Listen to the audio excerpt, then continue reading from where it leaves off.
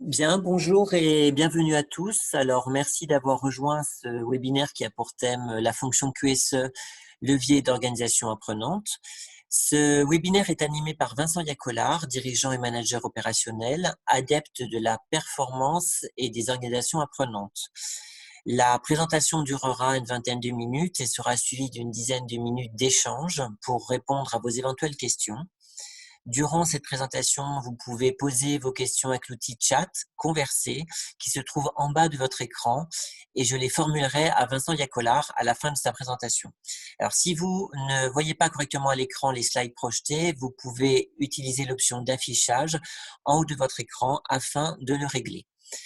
Il est maintenant temps d'entrer dans le vif du sujet et je laisse donc la parole à Vincent Yacolard. Alors Vincent, il faut activer ton micro. Voilà. Voilà, bonjour et bienvenue à toutes et à tous. Organisation apprenante, donc thème largement d'actualité. Et le but est de voir comment les dirigeants QSE, RSE peuvent y jouer un rôle majeur et on va voir que c'est vraiment important. Donc, ce que j'ai prévu pour ce webinaire, c'est 3 temps. Donc, un premier temps pour resituer le contexte et dans ce monde en profonde mutation, notamment avec le changement de siècle. En deuxième point, les contours et les composantes de l'organisation apprenante. Elle est certes aujourd'hui fortement répandue, mais je vais vous en faire une synthèse en quelques diapos. Vous trouverez notamment beaucoup de littérature. Le but de ces diapos, c'est simplement de remontrer les fondamentaux. Et enfin, ce qu'on trouve plus rarement, c'est le mode opératoire pour passer des organisations, on va dire, individuelles ou traditionnelles à une organisation plus apprenante. C'est ce qu'on verra effectivement dans la troisième partie. Donc, pour situer le contexte, jusqu'à récemment, là, vivant avec un certain nombre de règles et donc autour d'un concept dégéré d'économie, donc économie qui est l'activité, la production et la consommation de richesse. Donc ça, c'est effectivement la partie gauche de la diapo. Donc au centre, on voit émerger dans la fin du XXe siècle la société de l'information avec un usage beaucoup plus profond des TIC, donc technologie de l'information et de la communication, avec une économie qui est beaucoup plus tournée cette fois vers l'information. Et puis progressivement, avec notamment le XXIe siècle et le monde beaucoup plus moderne dans lequel nous vivons, émerge notre type de société, donc au-delà de l'information, la connaissance, c'est-à-dire la capacité à communiquer, partager, coproduire, co-construire pour s'orienter vers des organisations plus sociales, tournées effectivement vers l'humain, et donc avec une nouvelle forme d'économie, qui est l'économie de la connaissance. Alors, avec cette économie de la connaissance, on voit évoluer la notion de capital dans l'entreprise. Le capital est représenté dans une entreprise, donc comme vous le voyez sur le haut de la diapo, par des actifs matériels, donc un capital matériel qui est visible au bilan de l'entreprise, le bilan comptable, donc haut et bas de bilan pour les fonds propres et les résultats. À ce capital donc matériel qui régit l'économie au sens large, s'ajoute aujourd'hui un capital qui est invisible, qui est moins visible en tout cas au bilan comptable de l'entreprise. Donc c'est ce capital, je dirais, invisible que l'on appelle le capital immatériel et qui est composé d'actifs donc immatériels que j'ai listés dans cette diapo. Donc, vous avez effectivement un capital qui est fragile, comme la responsabilité sociétale, la marque, qui peuvent être effectivement fragiles parce que facilement chamboulables par les événements. Ensuite, un capital plus volatile, un capital lié sur la clientèle, sur les compétences des collaborateurs, sur les partenaires qui contribuent à la valeur ajoutée de l'entreprise, les actionnaires, donc le capital organisationnel avec notamment le système de management, le système d'information avec donc les TIC. à cet ensemble donc je dirais de savoir-faire volatile, ben, se rajoute un dernier savoir effectivement immatériel qui est le capital savoir. Et c'est celui-là qui prend de plus en plus d'importance parce que c'est celui, grâce à la gestion des connaissances, qui peut embarquer tous les autres. Et donc, au travers de ce capital savoir, on arrive effectivement à avoir une très bonne valorisation, une très bonne visibilité. On arrive à matérialiser ce capital immatériel et donc lui donner de la valeur, cette fois beaucoup plus tangible, dont on prend de plus en plus compte dans l'estimation des sociétés. Voilà pour l'introduction. Donc, pour passer maintenant au contour de l'organisation apprenante, on voit que le capital donc, devient dans cette organisation apprenante important et cette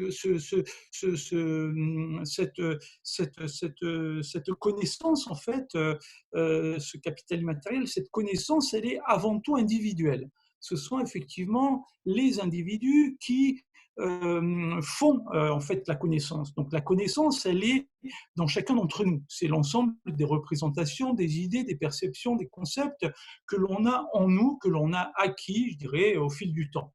À cette connaissance s'ajoute en fait une expérience. L'expérience pratique, l'observation, la vie de tous les jours, dans pro ou perso, qui nous permet, je dirais, d'acquérir de l'expérience et donc d'amplifier cette connaissance pour donner à cette connaissance une valeur beaucoup plus forte. Donc, tout cet ensemble-là constitue notre compétence, notre savoir-faire. C'est ça, effectivement, qui fait le savoir-faire de chacun d'entre nous.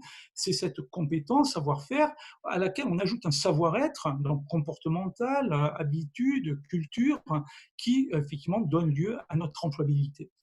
Donc, cette employabilité qui repose sur un capital donc, immatériel individuel, ben, effectivement, constitue la base. Encore faut-il, donc si on passe à la diapo suivante, pouvoir effectivement faire en sorte que cette connaissance individuelle puisse se traduire en connaissance au niveau de l'entreprise pour apporter de la valeur ajoutée à l'entreprise afin de développer son innovation, son développement, sa croissance, sa performance. Donc, c'est ce qu'on appelle la connaissance organisationnelle, fort bien connue des adeptes de l'ISO 9001, avec son nouveau chapitre dans la version ISO 9001, version 2015. Donc, cette connaissance organisationnelle, elle consiste en quoi? Elle consiste effectivement à capter le capital, je dirais la connaissance individuelle, hein, capital immatériel individuel, le savoir, les données, les informations, les compétences, les connaissances de chacun, et donc de les mesurer, de les faire émerger, de les encadrer, de les valoriser pour en faire effectivement un tout qui va rester effectivement dans l'entreprise. Parce que le capital individuel, la connaissance individuelle, elle reste attachée à l'individu. Et donc l'individu, quittant l'organisation, ben, part avec son capital avec lui. Le but de la connaissance organisationnelle, c'est de la laisser dans l'entreprise, et c'est la capacité à laisser, à valoriser ce capital dans l'entreprise qui va permettre de constituer cette connaissance organisationnelle et donc, donc d'amplifier, en tout cas de commencer à amplifier cette organisation apprenante.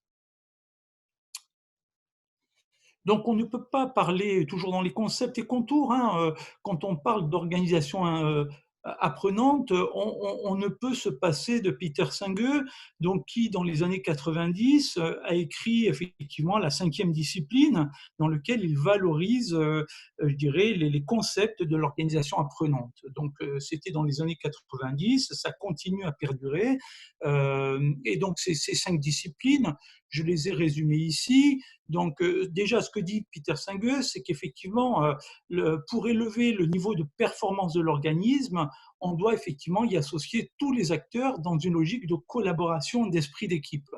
Pour ça, effectivement, il met en avant 5 disciplines, mais surtout ce qu'il dit, c'est qu'il faut avoir la capacité à intégrer, à combiner, à faire vivre ensemble ces 5 disciplines.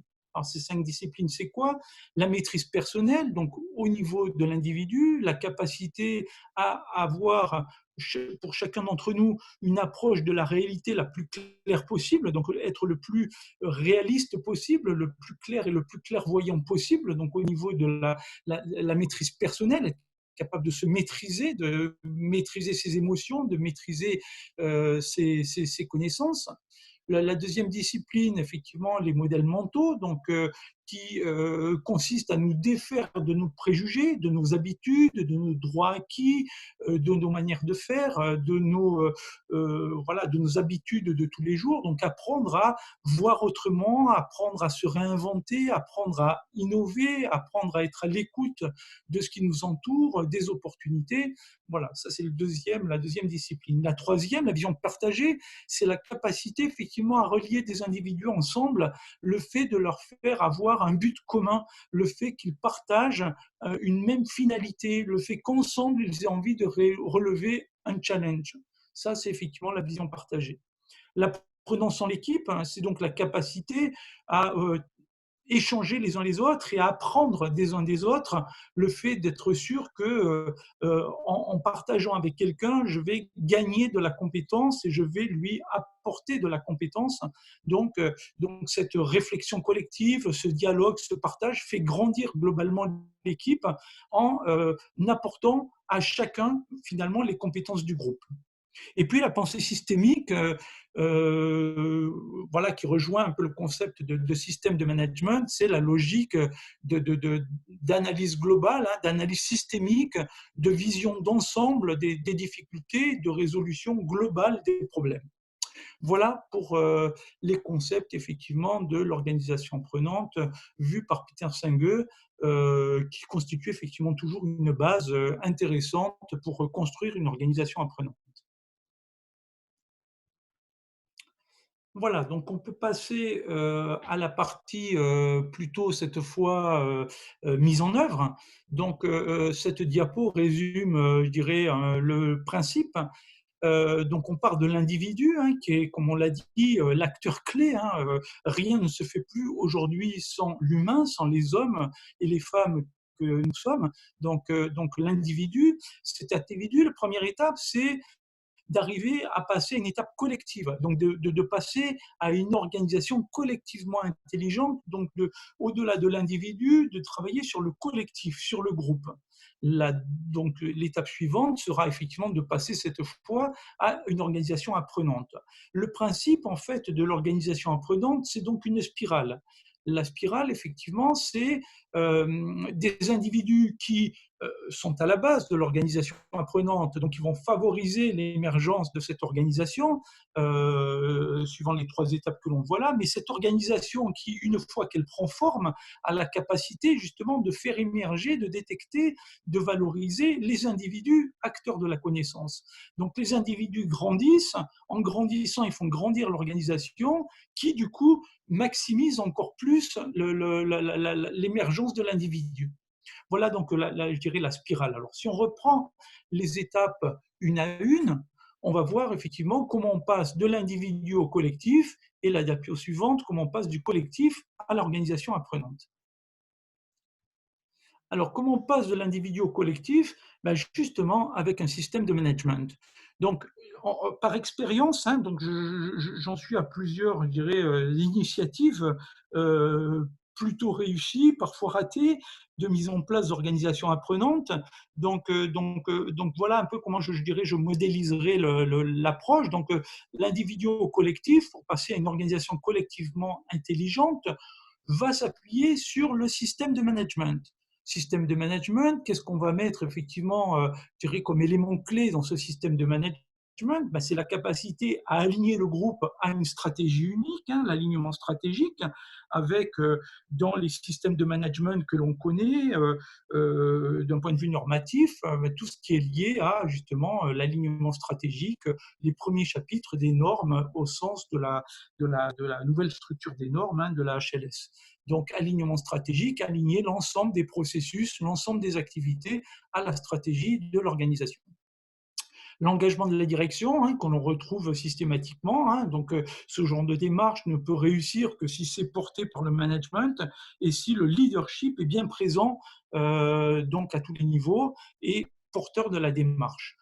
La capacité de ce système à mobiliser tous les acteurs, hein, au travers des processus, au travers des rôles et responsabilités de chacun, au travers, je dirais, de la dynamique d'amélioration continue, la capacité à mobiliser le groupe vers donc ce succès collectif. La prise en compte des processus, hein, l'approche processus, la mise à disposition de moyens, d'infrastructures, de savoir, de compétences, etc. Voilà, donc globalement, un système de management qui va permettre de faire passer l'individu à une logique de collectif. L'étape suivante, c'est donc de passer du collectif à cette fois l'organisation apprenante. Et là, c'est plutôt la culture de la collaboration que l'on va effectivement utiliser. Donc, les deux étapes sont vraiment importantes. Essayer de tout faire en une fois me paraît effectivement compliqué. Pour y arriver, le fait d'avoir mis un système de management est une première étape. Après, on va maximiser cette collaboration. Donc, on va maximiser l'adhésion, on va maximiser le fait je dirais, de cette volonté de connaître la réalité, hein, de savoir qui on est, ce qu'on est capable de faire, où on va, les moyens qu'on veut se donner pour réussir, donc être conscient finalement des problèmes dans lesquels on est. Si je fais un parallèle avec les différentes crises que l'on traverse, je dirais, les individus sont souvent inconscients, je dirais, de la réalité dans laquelle ils sont, cherchant de façon peut-être parfois un peu trop simplement ou facilement, je dirais, des solutions sans forcément prendre conscience de la difficulté, de la problématique, de la réalité dans laquelle on vit. Donc la collaboration, l'échange, le partage, la communication avec les autres va permettre d'aider ça. Donc vision commune de la stratégie, le fait de partager des valeurs, des missions, des aspirations, la volonté de réussir ensemble, et puis cette volonté d'apprendre ensemble, d'être ensemble, de construire ensemble pour effectivement une réussite globale et commune. Voilà, ça c'est donc la deuxième étape. Et donc là, je vous ai mis je dirais un peu le mode opératoire. Si vous deviez commencer demain, maintenant que vous avez les deux étages de la fusée, si on doit commencer demain, qu'est-ce qu'on fait? On commence par définir un cadre. Un cadre limité, il faut donc, on l'a dit, trouver un leader, il faut un leader porteur dans ce cadre, il faut un périmètre. On n'est pas obligé de démarrer sur l'organisation dans son ensemble.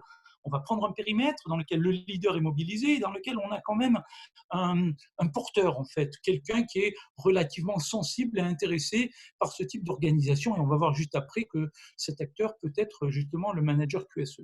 Ensuite, on fait un état des lieux par rapport aux deux étages de la fusée. Qu'est-ce qui existe? Est-ce que justement le système est là? Est-ce que les aspirations sont là? Est-ce que les compétences sont là? Est-ce qu'il y a cette envie? Est-ce qu'il y a ces valeurs? Est-ce que c'est partagé? État des lieux. Ensuite, on rentre effectivement dans le concept du dispositif, donc avec les deux étages dont on a parlé tout à l'heure et la diapo qui se va suivre. Et puis ensuite, on démarre une boucle itérative, je dirais, d'accompagnement et de déploiement progressif. On commence sur un périmètre restreint, on fait émerger un certain nombre de résultats, on pérennise, je dirais, l'état d'esprit pour que ces acquis puissent perdurer et on élargit le périmètre pour y intégrer de nouveaux acteurs et progressivement, on fait effectivement grandir le périmètre pour en arriver à l'organisation, l'organisme, la société, l'entreprise, l'institution dans son ensemble. Voilà. Et pour terminer, une diapo pour rappeler le rôle finalement du manager QSE dans cette organisation et sa capacité justement à faire émerger l'organisation apprenante. Donc, ce rôle de manager QSE, je l'ai résumé en 4 points. Donc, capacité à faire émerger les connaissances organisationnelles. Hein, donc, comment passer de la connaissance individuelle à la connaissance organisationnelle, hein, au sens, comme je le disais tout à l'heure, de l'ISO 9001, hein, tout à fait dans la même logique, mais également au sens des normes de système de management. Hein, il y a une norme, la 30 401, en fait, qui est dédiée au système de management de gestion des connaissances. Donc voilà, donc faire émerger la connaissance organisationnelle, la piloter, gérer les interactions, la transmission, la formalisation, la sensibilisation de cette connaissance pour qu'elle devienne connaissance de l'entreprise. Ensuite, le deuxième point, piloter le système de management, donc au sens classique du terme, hein, pour passer de l'individu au collectif. Ensuite, contribuer à la culture de collaboration pour passer effectivement du collectif à l'organisation apprenante, parce que le manager QSE est un acteur central dans l'organisation, qui est très attaché, très impliqué sur énormément de leviers, et qui peut donc être un acteur un peu central, un chef d'orchestre de cette collaboration. Et puis effectivement, piloter le processus d'émergence, c'est-à-dire être capable de capter les pratiques, les partager, les capitaliser, les valoriser et en faire effectivement un système complètement performant et cohérent. voilà donc dans les grandes lignes ce qu'est l'organisation apprenante et comment on l'a fait émerger. Donc j'ai tenu les 20 minutes, à vous les studios. C'est parfait, Vincent. Effectivement, 20 minutes top chrono. Donc, merci, Vincent, pour cette présentation riche en enseignements. Alors, nous avons effectivement des questions de la part de personnes qui vous ont suivi et je vais, sans perdre un instant, vous en formuler quelques-unes. Alors, durant ce temps, vous pouvez d'échange, vous pouvez continuer à en poser via le chat et Vincent tentera d'y répondre également. Alors, Vincent, première question. Est-ce que ces concepts peuvent être utilisés pour répondre à l'exigence ISO 9001 qui traite des connaissances organisationnelles? Alors complètement, hein, complètement. On est complètement dans la même dynamique, hein. Le 7, donc 716 hein, de l'ISO 9001 version 2015 traite de la connaissance organisationnelle. Elle a vraiment pour but cette exigence hein, de transformer la connaissance des individus en connaissance qui reste dans l'organisme, qui apporte donc de la valeur à l'organisme et qui contribue donc au premier étage de la fusée. C'est pas suffisant, mais effectivement, le fait d'être dans une logique d'organisation apprenante répond à 100% aux exigences de connaissances organisationnelles de l'ISO. Alors, deuxième question, quel est le rôle de la fonction RH dans l'organisation apprenante? Et ça recoupe une deuxième question qui était posée. Est-ce que l'identification des connaissances organisationnelles au sens de la norme relève du QSE ou des RH en premier lieu? Donc, c'est un Oui, peu la même question.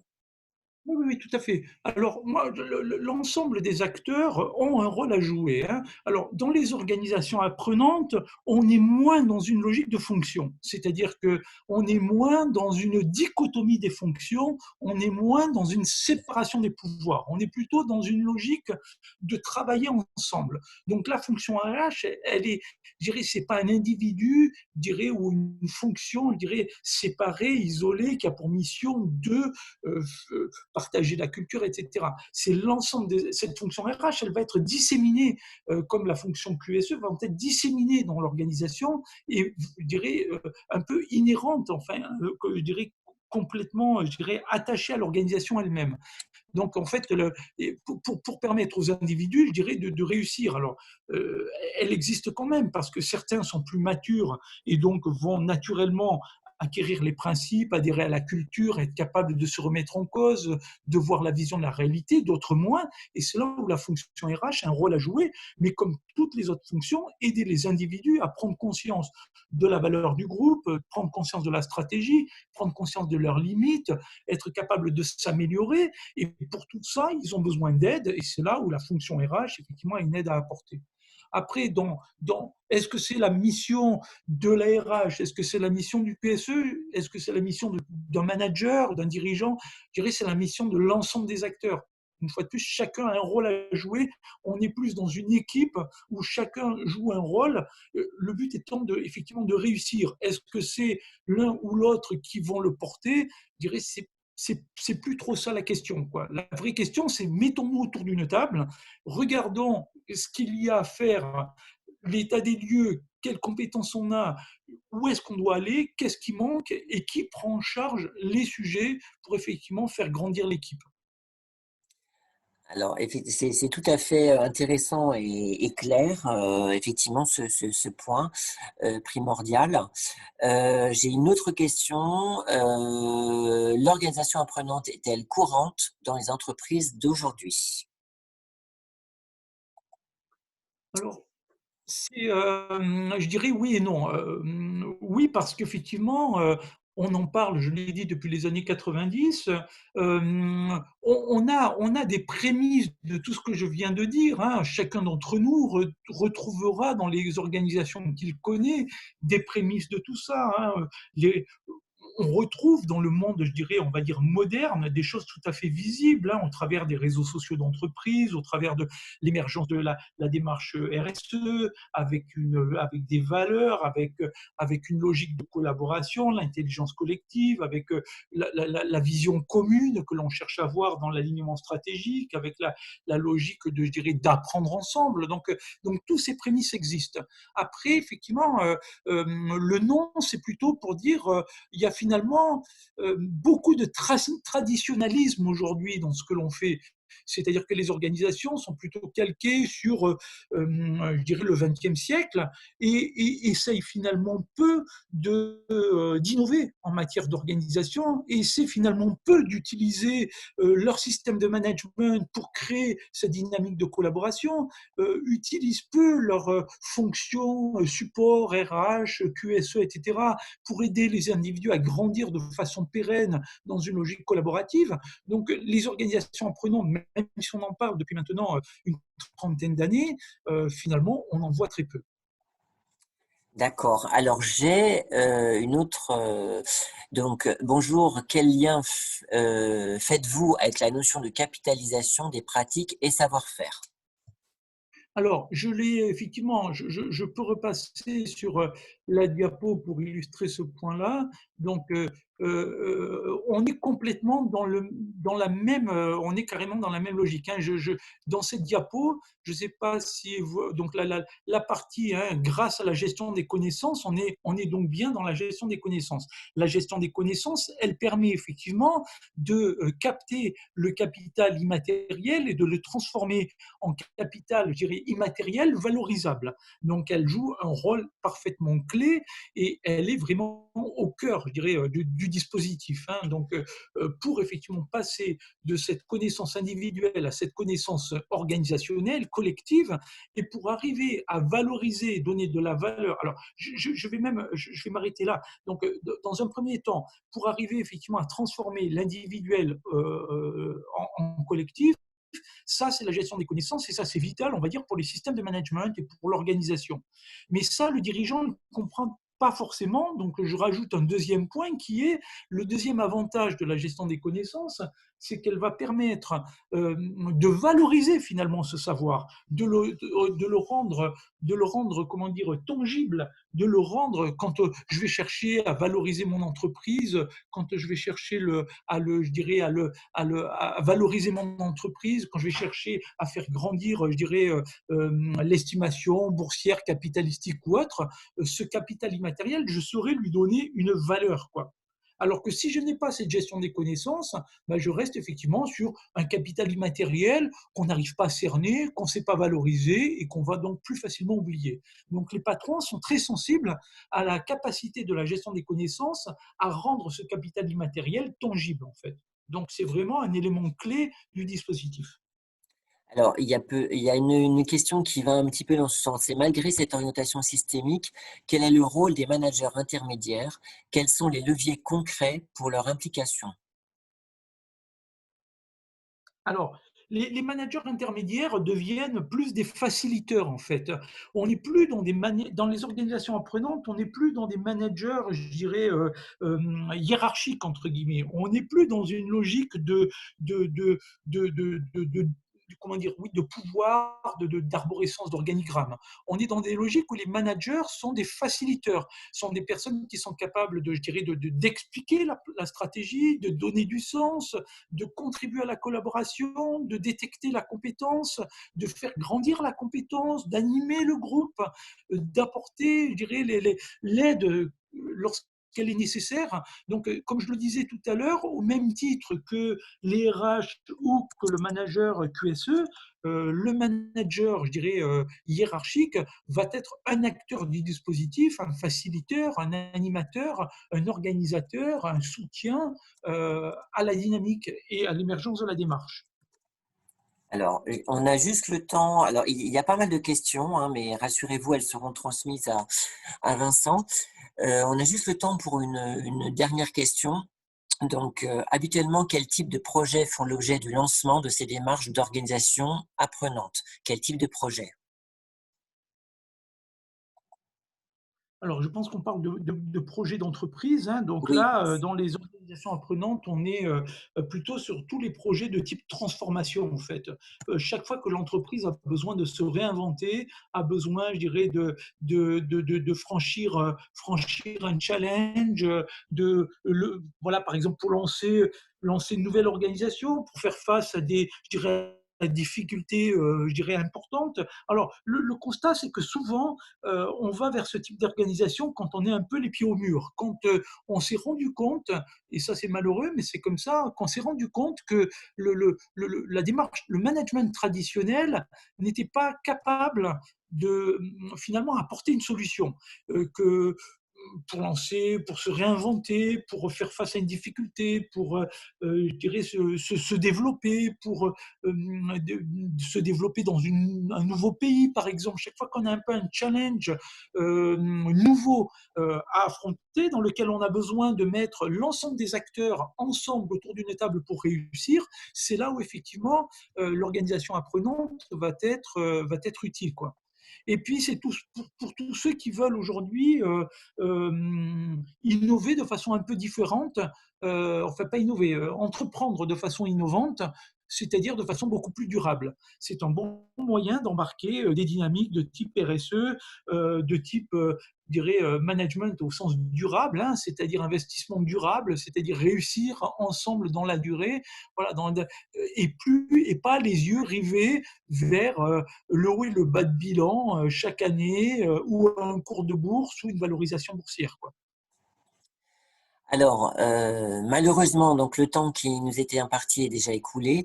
Alors, nous serions bien restés ensemble pour continuer cet échange, mais rassurez-vous, donc le webinaire a été enregistré et sera disponible dès cet après-midi sur parcourscroisé.com. Les questions que vous avez formulées et qui n'ont pas pu être traitées seront transmises donc à Vincent Yacolard et il tentera d'y répondre aussi vite que possible à la suite de l'article présentant l'enregistrement du webinaire. Je vous invite également à consulter et télécharger l'e-book de référence qui est disponible sur la homepage de Parcours Croisé si vous souhaitez aller plus loin sur ce sujet d'organisation apprenante. N'hésitez pas à liker, commenter afin d'enrichir les échanges. Je vous remercie donc d'avoir suivi cette présentation. Je remercie encore Vincent Yacolard pour ses précieux conseils. Et n'oubliez pas, les échanges se poursuivent sur Parcours Croisé. À bientôt à tous. Merci.